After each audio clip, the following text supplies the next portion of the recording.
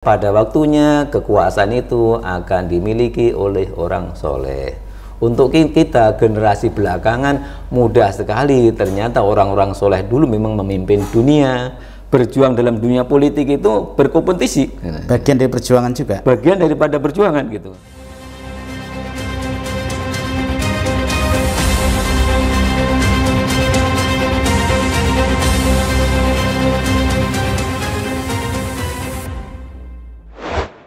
Bismillahirrahmanirrahim. Assalamualaikum warahmatullahi wabarakatuh. Waalaikumsalam warahmatullahi wabarakatuh. Alhamdulillah, jumpa kembali dalam acara Sudut Pandang, bincang ringan seputar umat Islam. Alhamdulillah, pada hari ini kita akan bicara tentang Islam dan politik. Dan hadir di hadapan kita salah seorang narasumber kita, dan sekaligus beliau sebagai Ketua Dewan Syuro Dewan Syariah Kota Surakarta. Beliau adalah Ustadz Muzayyin Marzuki. Assalamualaikum Ustadz. Waalaikumsalam warahmatullahi wabarakatuh. Hayakallah. Gimana kabarnya Ustadz? Alhamdulillah, insya Allah baik. Sehat lahir batin. Sehat ya insya Allah. Insya Allah sehat lahir batin. Aktivitasnya padat? Alhamdulillah cukup padat ya. Cukup padat. Apalagi hari-hari ini Ustadz ya. Alhamdulillah hari ini udah masuk sekolah, jadi agak mulai sibuk sedikit. Sibuk sendiri. Baik Ustadz. Allah karim. Karena kan sedang rame orang bicara politik. Masya Allah. Nah, kesempatan hari ini kita ingin bagaimana sih sebenarnya Islam memandang persoalan politik ini. Masya Allah. Kalau kita bincang tentang politik dalam Islam, pertama, politik sering-sering dikaitkan dengan urusan kekuasaan. Kemudian kalau kita kaitkan dengan Islam, berarti kita kaitkan dengan Quran, kemudian sunnah, hadis, kemudian praktek Nabi. Nah, dari sisi ini saya sejak umur 60-an, sekarang umur 65 itu mulai terhenyak ketika banyak ayat-ayat yang makiyah mengangkat urusan politik dalam pengertian urusan kenegaraan. Salah satunya misalnya surah Al-Anbiya, itu surah makiyah. Dalam ayat 105 itu disebutkan walaqad katabna fiz zaburi min ba'di dzikri annal arda yarithuha ibadiyas sholihun.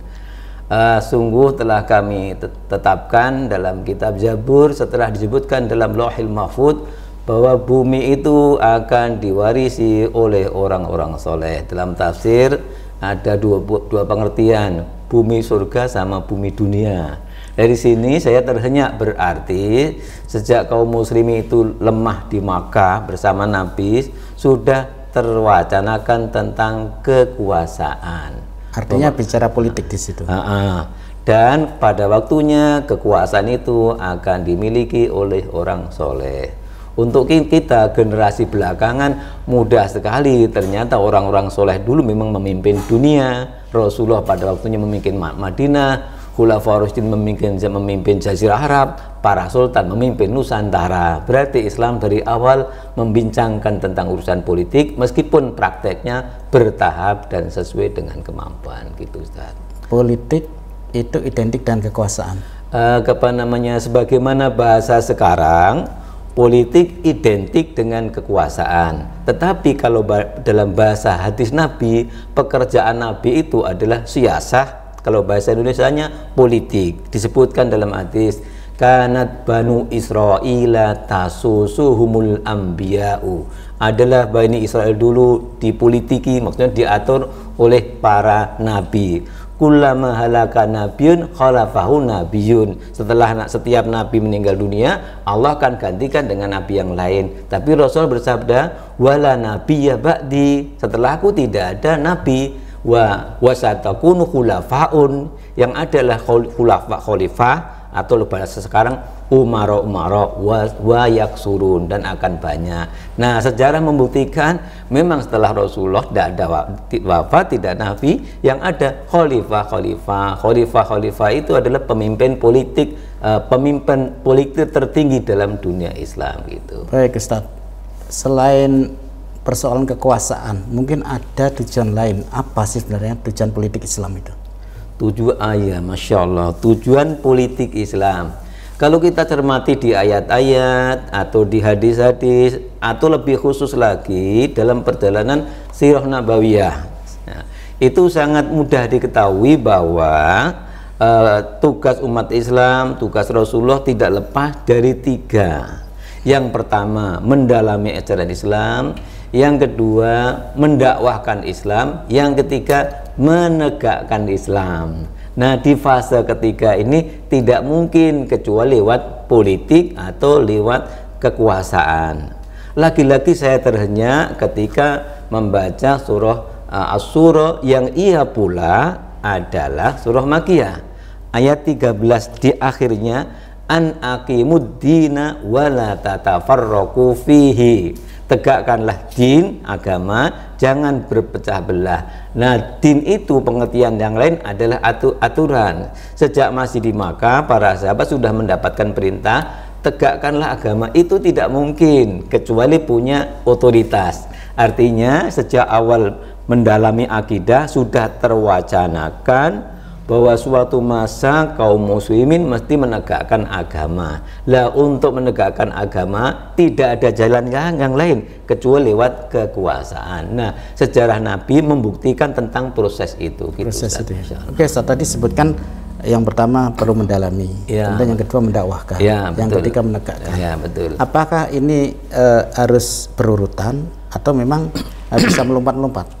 Nah, itulah dahsyatnya Islam dan itulah hebatnya Allah Subhanahu wa Ta'ala, sekaligus betapa dahsyatnya kasih sayang Allah Subhanahu wa Ta'ala, bahwa dalam mengikuti ajaran Allah itu tidak lepas dari ittaqullaha mastata'tum, bertakwalah kepada Allah semampu-mampu kalian. Jadi ada waktu-waktu tertentu urut, waktu-waktu tertentu sesuai dengan tuntutan kondisi. Seperti pada zaman Nabi, untuk menegakkan Islam, untuk meraih kekuasaan politik, perlulah berhijrah ke Madinah. Kemudian pada zaman Nabi, untuk melakukan jihad, perlulah hijrah ke Madinah. Pada zaman Nabi, untuk menegakkan Islam perlu berhijrah, perlu membangun kekuatan politik Islam dan lain-lain. Di masa berikutnya tinggal melanjutkan. Maka di era Khulafaur Rasyidin misalnya tidak ada rekayasa hijrah, tidak ada rekayasa jihad, karena hijrah dan jihad itu bagian daripada wasilah perjuangan, akan dilakukan kalau kondisi menuntut. Jadi ending daripada dakwah Nabi adalah iqamatuddin, iqamatu syariah, itu tidak mungkin kecuali lewat kekuasaan. Lah, bagi orang yang lahir kekuasaan Islam sudah tegak, tinggal melanjutkannya. Kemudian bagi orang yang lahir ternyata kekuasaan Islam baru sampai separuh, tinggal melanjutkannya gitu. Artinya memang itu harus diraih kaum muslimin. Pertama, kaum muslimin memahaminya untuk diraih, atau tidak memahaminya akan teraih pada waktunya. Berdasarkan tadi bahwa bumi itu akan diwarisi oleh orang-orang soleh. Kalau kaum muslimin tidak memahami benda itu, sangat mungkin Allah akan pahamkan kaum muslimin yang lain, yang endingnya orang soleh mesti memimpin endingnya. Gitu. Berarti sebenarnya kalau kita bicara politik dalam Islam sesuatu yang mulia, Ustadz, ya? Itu sangat-sangat mulia, bahwa tadi kan sampai disebutkan oleh Nabi, politik dalam bahasa Arabnya siasa, sampai Rasulullah bersabda kanat banu Israila tasusuhumul anbiya. Bani Israil itu diajari, dididik, dibimbing, diminit oleh para nabi. Itu sangat-sangat mulia, sebab Islam tidak mungkin tegak tanpa kekuatan politik. Artinya kekuasaan itu memang harus diraih untuk menegakkan Islam, membumikan Islam, melaksanakan syariat Islam. Betul. Nah, disitulah nanti kaum muslimin teruji ketika sudah mendapatkan kekuasaan, apakah dia pakai untuk menegakkan Islam atau untuk urusan pribadi yang lain. Disitulah mulai terjadi pembegokan. Jadi pada asalnya kekuatan politik itu istimewa bagi siapapun juga. Bagi orang-orang baik istimewa karena bisa untuk dipakai menegakkan kebaikan. Bagi orang-orang buruk juga istimewa karena bisa mendapatkan apapun yang akan dia maui. Maka haram kiranya bagi kaum muslimin untuk menyaksikan kekuasaan itu jatuh di orang-orang buruk. Haram untuk menyaksikan kecuali merubahnya gitu. Sama juga misalnya di era Raja Fir'aun juga Nabi Musa memproses untuk merubahnya dan begitulah selanjutnya. Jadi kekuatan politik itu sekaligus penting sekaligus berbahaya, tinggal siapa yang memegang. Artinya baik bagi orang Islam, baik bagi orang yang baik, dan mungkin tidak baik bagi orang yang memiliki niat buruk, gitu ya. Iya. Tapi ini penting. Jadi ya. penting bagi siapapun penting. Kalau tidak penting, saya pikir tidak muncul negara Eropa, tidak muncul negara Amerika dan selanjutnya. Dan kalau tidak penting juga tidak akan muncul Khulafaur Rasyidin, tidak muncul Khilafah Bani Umayyah dan selanjutnya. Gitu. Oke, agak bergeser sedikit Ustaz. Kita berada di negara Indonesia. Masya Allah. Nah, sekarang bagaimana sebenarnya tatbik ya, penerapan politik Islam ini dalam konteks negara kita Indonesia ini? Masya Allah. Yang pertama begini, orang Islam itu kemana saja dia mempunyai bahasa saya mempunyai aturan tersendiri, pada waktunya sampai kepada tingkat mempunyai sistem tersendiri kemana saja. Jadi orang Islam yang baik tidak akan terwarai oleh suasana, akan tetapi justru akan mewarnai suasana. Itu prinsip pokok itu ya. Pokok itu. Mewarnai bukan terwarnai. Itu pokok.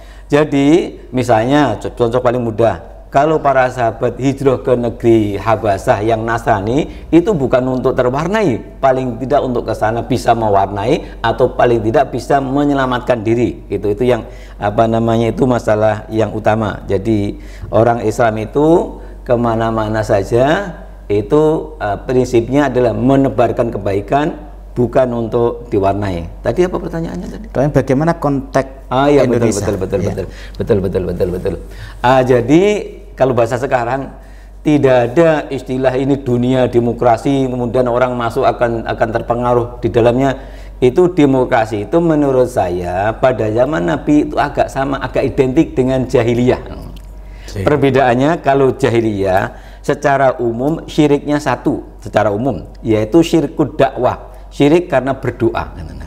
Nah kemudian kalau demokrasi dibilang syirik itu adalah syirkut ta'ah, syirik karena mentaati pemimpin, yang memimpin tadi tidak kembali kepada syariah, kok ditaati, baru disitulah sisi syiriknya. Dari sisi ini maka ketika kaum muslimin berjuang tidak melihat lahannya seperti apa, karena dia punya peraturan sendiri. Contoh, ketika Rasulullah berhijrah ke Madinah, kalau bahasa fikihnya bukan berarti kala itu Madinah sudah menjadi Darul Islam, bukan demikian. Madinah tetap masih dari kufri, hanya kaum muslimin dominan. Kemudian ketika para sahabat hijrah ke Ethiopia juga Darul Kufri, hanya ketika berhijrah tadi kemudian satu sisi adalah mengadakan perubahan menuju kepada kebaikan. Dua poin yang kita cermati dalam konteks Indonesia. Rasulullah ketika berhijrah ke Madinah, kalau bahasa kita kan itu berjuang dari dalam. Kalau bahasa kita, bahasa lain, berjuang dari dalam sistem. Untuk mewarnai tadi. Untuk mewarnai. Ya. Nah, kemudian dalam bahasa ayatnya, kul ja'al haqu wa zahaqal batil innal batila kana zahuqa. Jadi kebaikannya datang. Ya. Nah, dalam konteks Indonesia begini, Masya Allah. Kalau kita saya umur 65 atau antum umur berapa, itu berjuang untuk iqamatus syariah, untuk berdakwah dan lain-lain, kelihatannya kita tidak pantas untuk ego. Kita mesti bayangkan juga orang-orang dulu zaman kemerdekaan, ketika mereka umurnya sama dengan kita, sangat mungkin mereka lebih berjuang lebih dulu daripada kita. Gitu ya, ya. Tapi gini saja, saya potong sebentar. Iya betul. Image orang itu ketika masuk politik itu kadang sesuatu yang buruk. Artinya ya orang akan larut dalam sistem, dia tidak bisa mewarnai, dan bahkan banyak kasus-kasus yang ketika orang awalnya baik, ketika mereka terjun ke situ justru mereka berubah. Ya, itulah dari awal bahwa asalnya orang Islam itu datang kemana saja untuk mewarnai, bukan untuk diwarnai. Coba kita bayangkan, seumpama Rasulullah berhijrah ke Madinah terus terwarnai oleh Abdullah bin Ubay bin Salul orang munafik, kan tidak jadi Islam.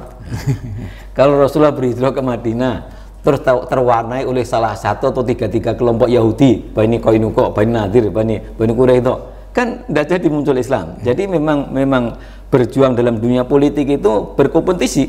Bagian dari perjuangan juga. Bagian daripada perjuangan gitu. Coba seumpama paling tidak kan saingannya Nabi kan 4 komunitas munafikin, Bani Qainuqa, Bani Quraidah, Bani Nadir. Coba kalau kalah kan tidak jadi tegak di Madinah, kan gitu.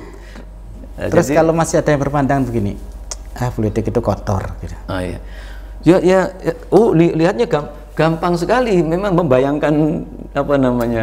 membayangkan jalan hidup orang dan lain-lain itu ini akan dibawa kepada kotor sekali gitu. Kemudian pula bahwa apalagi Nabi harus membayangkan jalan hidupnya 3 orang Yahudi, kan kotor sekali kan gitu. Tapi kan kotor tidak kotor ini adalah bumi Allah. Nah, justru di bumi Allah itukah kita harus mengisi dengan ibadah, harus membersihkannya gitu. Nah, jadi kotor karena pelakunya kotor. Coba pelakunya soleh, tidak bakalan kotor, kecuali yang soleh luntur dari kesolehannya. Nah, kembali pada tadi konteks perjuangan Indonesia ya. Jadi begini, ya Allah Karim, kalau kita saja sekarang berjuang, apalagi orang yang dulu pada zaman Belanda, otomatis kan lebih berjuang karena kondisi lebih menantang kan gitu. Nah, maka saya agak terhenyak ketika membaca salah satu pesan ulama salaf kepada ulama salaf yang lain begini. Satu ada dalam lauhah itu, idza ra'aitan nasa ikhtalafu fa'alaika bi ahli sugur gitu. Itu pesan seorang ulama kepada ulama yang lain. Kalau kalian melihat orang berbeda pendapat, sekarang juga berbeda pendapat banyak ini, maka ikutlah ahlu sugur. Ternyata ahlu sugur yang dimaksud adalah ahlu jihad. Ingatlah orang yang berjuang. Nah, kemudian alasannya li'annallaha qala fihim, karena Rasulullah bersabda untuk orang-orang yang berjuang, walladzina jahadu fina lanahdiyanahum subulana. Orang yang berjuang untuk urusan Allah, Allah akan tunjukkan jalannya. Nah, kemudian saya berpikir sendiri, memang kecenderungannya orang baik yang dalam kondisi kepepet biasanya jernih. Nah, orang yang baik dalam kondisi kepepet biasanya jernih. Orang buruk dalam kondisi ngenes ya biasanya buruk lah. Nah, saya melihat yang baik tadi. Nah, ini saya kontekkan dalam beberapa waktu yang lalu ketika Taliban barusan menang mengusir NATO, itu ditanya oleh wartawan 2 pertanyaan. Bagaimana pendapat Anda tentang penerapan demokrasi di Afghanistan? Itu saya kaget dengan jawabannya. Jawabannya gampang banget. Demokrasi tidak ada sejarahnya di negeri kami. Selesai. Kan sudah selesai lah. Maksudnya memang dia tidak pakai demokrasi. Turun temurun tidak ada di situ. Maka tidak mungkin dipakai. Tidak ada sejarahnya di kami. Terus yang kedua? Pertanyaan yang kedua, bagaimana ini kan momennya menjatuhkan. Coba kalau dia jawabannya lain, tidak menerapkan demokrasi, jatuhlah namanya. Tapi dia punya jawaban pinter kan. Nah, yang kedua adalah bagaimana penerapan pemberian hak-hak wanita di masyarakat Afghanistan. Dijawabnya, hak wanita kita akan berikan sepenuhnya sesuai dengan syariat Islam. Selesai. Kan berikutnya semuanya. Nah, menurut saya itulah orang-orang yang hidup dalam dunia perjuangan. Yang ketiga, aneh lagi, cita-cita Anda selama ini bagaimana? Dijawabnya, kami tidak sempat bercita-cita, cita kami hanya mati syahid. Tapi baru berpikir sebentar pakai HP nanti kena drone. Jadi gitu. Artinya bahwa orang soleh yang hidup dalam kondisi berat, apalagi dalam kondisi jihad dan perang, pikirannya cenderung jernih. Nah, gitu. Nah, saya tarik kepada konteks Indonesia. Indonesia ini NKRI itu lahir dalam suasana perang. Maka orang yang jernih akan jernih banget. Kalau yang munafik salah sendiri, tapi yang jernih akan jernih banget. Nah, maka perundang-undangan di Indonesia ini adalah produk secara dominan pikiran dari orang-orang yang jernih. Nah, maka kaitan dengan iqamatus syariah di Indonesia itu para founding fathers dahulu sudah membuat rambu-rambunya. Contohnya apa namanya? Dari mukadimah Undang-Undang Dasar 45 saja berkat rahmat Allah. Ya. Itu enggak mungkin kalau orang sandarannya kepada Allah ya. Kalau tidak orang alim dan kalau tidak orang soleh dan alim enggak mungkin ngomong gitu tadi. Wong kita membuat peraturan RT, setiap RT harus ada pengajian, itu saja enggak bisa, belum tentu jalan. Ini menyatakan Indonesia merdeka berdasarkan rahmat Allah. Ini dahsyat ini, nah, gitu. Ini pancaran kalimat, ini pancaran tauhid kan gitu. Maka tidak mungkin orang bisa melanjutkan kecuali ahli tauhid. Ya. Oke. Yang kedua, pasal 29 ayat 1. Ya. Pasal 29 ayat 1. Negara berdasarkan ketuhanan. Itu kalau versi ulama kan tauhid. Jadi sebenarnya iqamatus syariah di Indonesia kita ini tinggal menerjemahkan apa namanya diktum undang-undang tersebut dari para pendahulu kita. Nah, saya berpikir begini, itu cocok atau dicocok-cocokkan atau tak adik matu atau memang karunia. Nah, kan negara berdasarkan ketuhanan yang Maha Esa itu kan sejalan dengan qul huwallahu ahad. Ya. Nah, kalau itu memang disengaja berarti para pejuang dulu betul-betul ideolog. Nah, gitu ya. Okay. Tapi kan kadang-kadang pejuang itu kan kadang-kadang ilmunya pas-pasan, menang ikhlas tapi kalah ilmu. Kalau itu tidak disengaja, ini justru rizki min haitsu la yahtasib. Rizki dari Allah ya. Iya, justru karunia yang di luar dugaannya. Nah, gitu. Nah, ini apa namanya sejalan dengan pikiran Habib Rizik lainnya.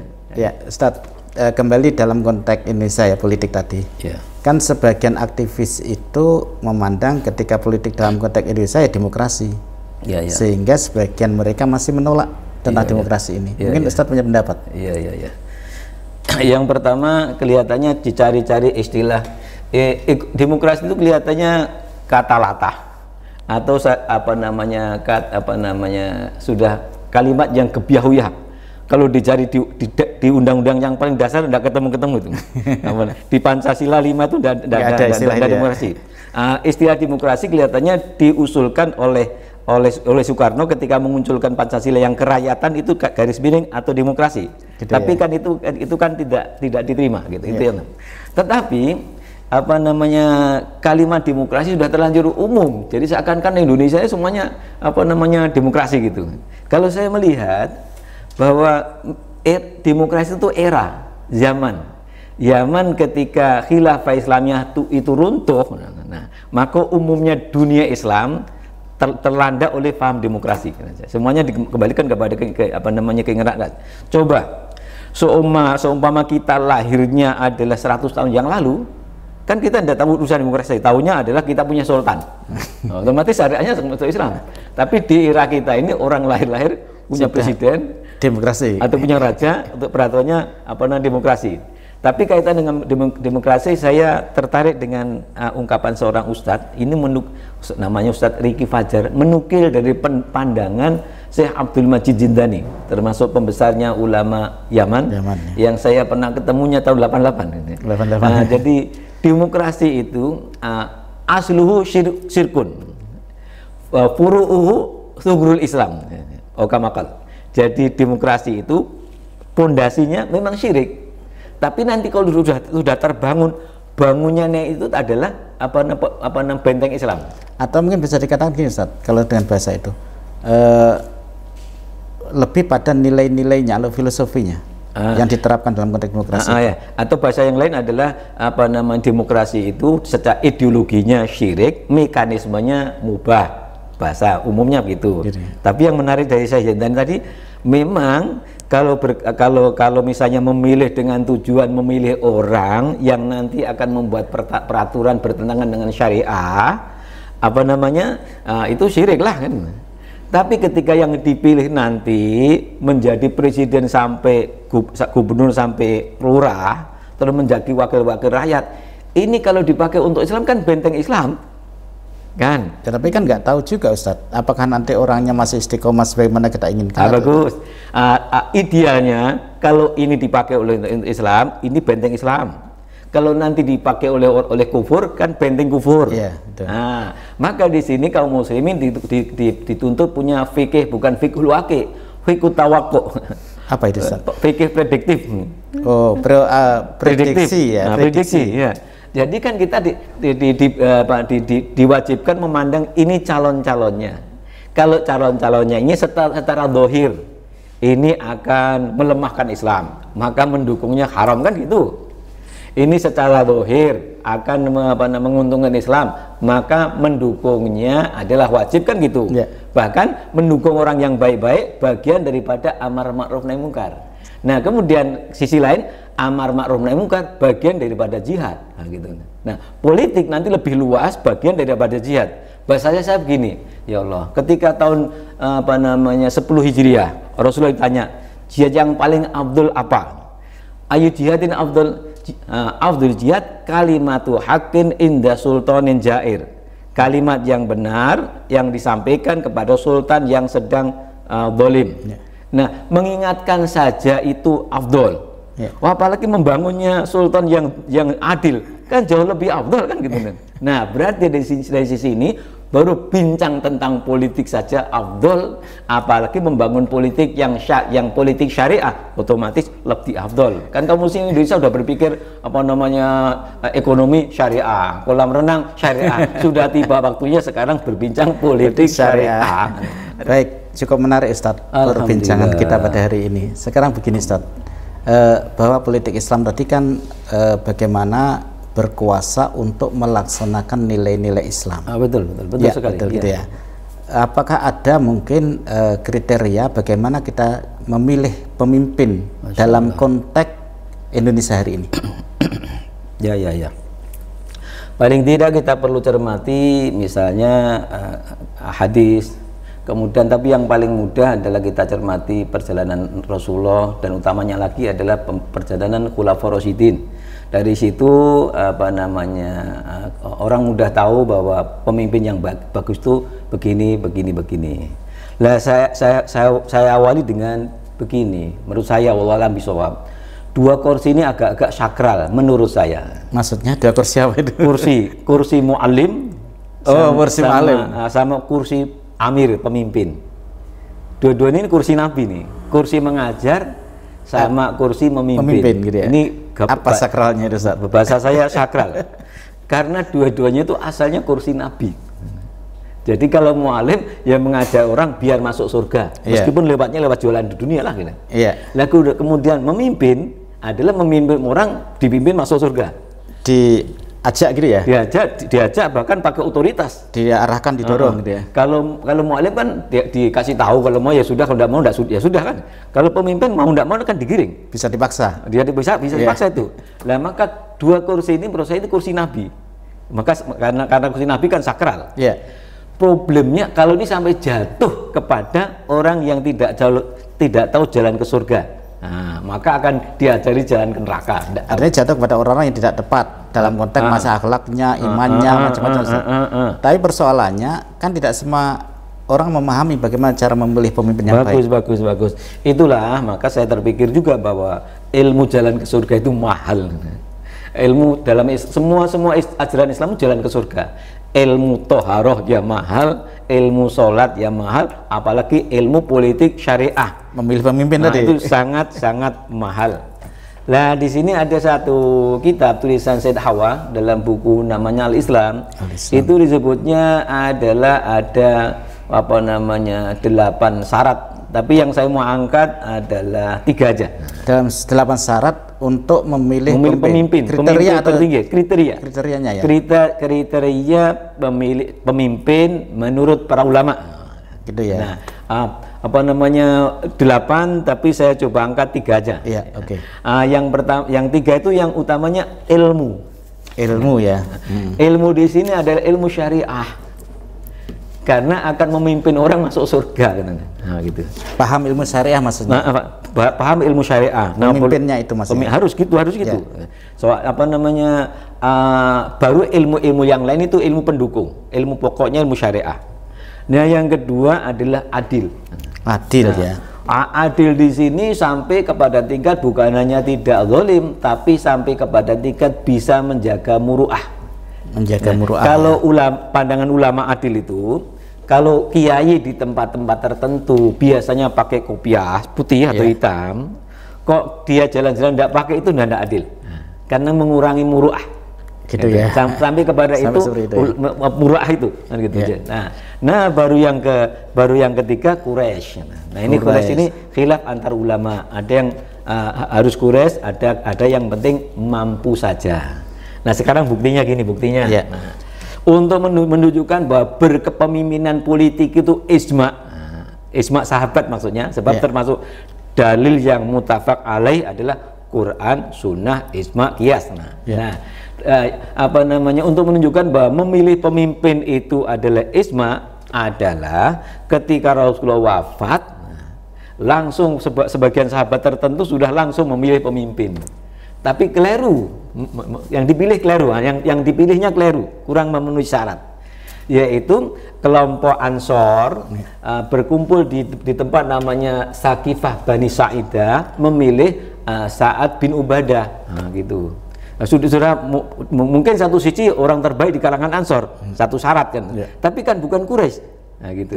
Nah kemudian informasi ini diketahui oleh Umar bin Khattab, maka bertiga datang mengatakan bahwa Ansor itu orang baik, tapi bab kepemimpinan orang Arab tidak mau mengikuti selain Quraisy. Nah, maka silakan pilih ini orang Quraisy. Nah, maka disuruhlah memilih Abu Ubaidah bin Jarrah, Abu Ubaidah atau Umar, tapi beliaunya menolak. Inilah pemilu yang pertama yang paling singkat. Nah, tiga-tiganya menolak ya. Umar bin Abu Bakar Siddiq menunjuk agar para Ansor memilih salah satu daripada dua, gitu ya. Yaitu Abu Ubaidah atau Umar, karena Quraisynya dapat. Kemudian dua-duanya menjawab la natawalla hadzal amro, kami semua tidak mau jadi pemimpin selama engkau masih ada. Langsung pencalonan singkat, obsud yadaka ubayi uka, sekarang tangan mana ulurkan, saya baiat sekarang. Itulah pemilu yang pertama dalam dunia Islam. Ada musyawarah dan pemilihan itu ya. Musyawarah dan pemilihan dan pembaiatan dalam waktu satu menit 1 detik, gitu, selesai. Nah, pelajaran yang kita ambil dari situ, ternyata pemimpin itu di samping tadi syarat 8 tadi, ada sisi adilnya dan lain-lain, itu adalah orang terbaik. Orang terbaik di kalangan masyarakat kala itu. Untuk menunjukkan orang terbaik, Abu Bakar As-Siddiq ini adalah salah satu dari 10 yang dijamin masuk surga. Yang terbaik kan? Kemudian penggantinya Umar bin Khattab radhiyallahu, ini salah satu dari 10 yang dijamin masuk surga. Demikian juga Utsman, demikian juga Ali ridwanullah alaihim. Jadi pemimpin yang memenuhi syarat menurut Islam di masyarakat Islam oleh orang Islam adalah paling tidak harus tahu ilmu syariah, harus adil. Contohnya Khulafaur Rasyidin itu kan gitu. Sekarang kalau orang awam Ustadz ya, gimana sih agar tahu bahwa pemimpin yang akan kita pilih ini dia punya ilmu dan tahu ilmu syariat. Betul. Kemudian yang kedua, mereka juga orang adil. Kan persoalan adil ini juga kadang-kadang relatif Ustadz ya, apalagi mereka belum memegang kekuasaan. Ini gimana kita mengedukasi masyarakat khususnya kaum muslimin ini? Betul. Kita sudah terjebak oleh jebakan kita sendiri. Dulu sebelum reformasi, bahwa presiden itu yang milih adalah MPR. Nah itu sejalan dengan Islam kala itu, yaitu yang milih presiden khalifah adalah ahlul hali wal akdi, yaitu perwakilan para tokoh, sesuai dengan yang sila yang keempat tadi itu, para tokoh gitu. Itu yang bisa mempertimbangkan. Lah kita kaum muslim juga terlanjur berijtihad memilihnya supaya langsung. Nah ini ada satu yang terputus, ada yang pedot oyot, satu yang putus. Ya sekarang berarti mau tidak mau, kalau memilih sendiri sangat mungkin otomatis 100% keliru.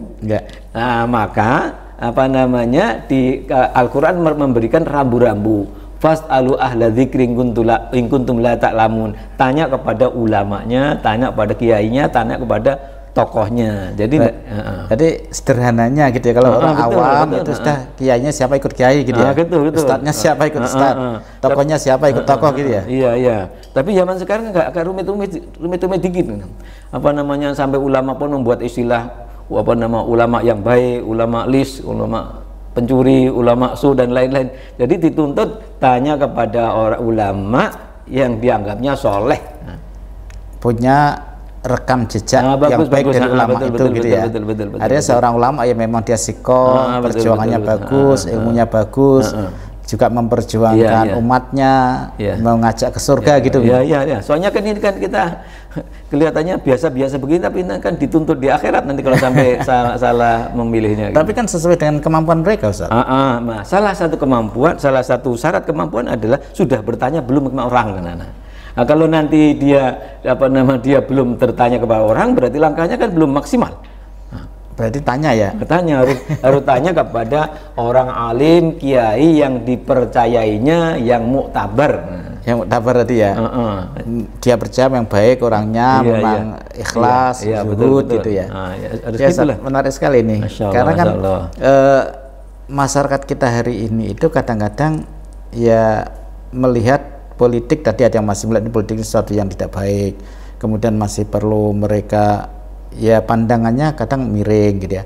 Kemudian juga sisi lain ya kadang pokoknya memilih gitu saja tanpa memikirkan bahwa ini bagian dari urusan akhirat juga, Ustaz ya. Betul. Kalau saya melihat ini politik ini pertarungan elit tetapi melibatkan bawahan. Pertarungan elit ujung tombaknya di grassroots. Jadi ibarat pertarungan elit, kalau bahasa buruknya lah, perebutan kekuasaan, kemudian perebutan aset, tapi ujung tombaknya adalah grassroots. Maka siapa yang paling bisa memberdayakan grassroots itu yang akan berhasil. Tapi kadang-kadang grassroots itu pikirannya justru pokoknya ya mereka bisa mendapatkan apa yang dia inginkan, kebutuhannya cukup, macam-macam, tidak melihat ilmunya, tidak melihat rekamnya seperti apa gitu. Nah, itulah nanti pandainya elit, tinggal kasih duit dapat grassroots kan. Ya. Nah, itu problemnya di situ. Maka kalau kondisinya normal saja, maka pemilihan itu tak lepas dari fastabiqul khairat. Jadi mana-mana serba baik lah. Yang kedua, kalau kalau kondisinya normal saja, ini tak lepas dari wa ta'awanu 'alal birri wa taqwa. Tapi kalau kondisinya campuran, dikhawatirkan ini nuansanya tidak seperti itu. Bahwa nuansa bangunan visi misi yang ditawarkan dikhawatirkan ya'muruna bil munkari wa yanhauna 'anil ma'ruf. Tujuan dari politik Islam tadi berarti ya. Kebalikannya dari politik Islam. Kalau politik Islam adalah sebagaimana surah At-Taubah ayat 71.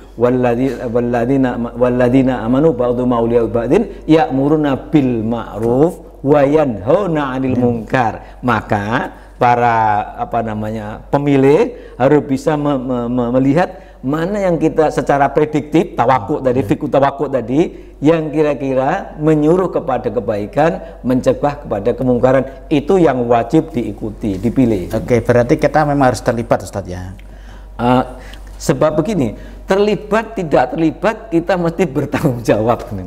Ulama punya tanggung jawab untuk mengedukasi dan menuntun ulama punya tanggung jawab, masyarakat muslim punya tanggung jawab. Juga mengikuti ulama tadi. Juga mengikuti ulama. Sebab kalau nanti diam saja, yang terjadi adalah mungkar, seumpama mungkar, maka kan yang tidak memilih juga dituntut tanggung jawabnya. Kenapa kemungkaran sudah Anda bisa prediksi kok Anda tidak bendung kan gitu. Sekarang berikutnya, Ustaz. Tadi kan ternyata gitu ya, setelah berlalu pemilihan, berlalu proses demokrasi yang ada di satu daerah termasuk di Indonesia. Ternyata pilihan yang kita pilih tidak sesuai dengan yang kita harapkan. Masya Allah. Itu gimana tanggung jawab kita di hadapan Allah? Ya betul.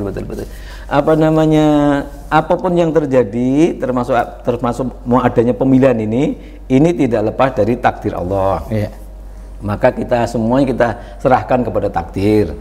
Yang kedua, ini kan semacam pemilihan itu kan antar kaum muslimin. Yang nomor ini muslim, ini muslim. Jadi ibarat pemilihan ini seperti sepak bola, persahabatan. Tidak boleh saling rusak ukhuwah. Tidak boleh rusak ukhuwah, itu haram rusak ukhuwah. Di atas itu berarti ya? Ukhuwahnya di atas itu ya? Oh iya, ukhuwahnya di atas itu. Ini kan persahabatan. Persahabatan. Bukan perang-perang betulan, persahabatan ya.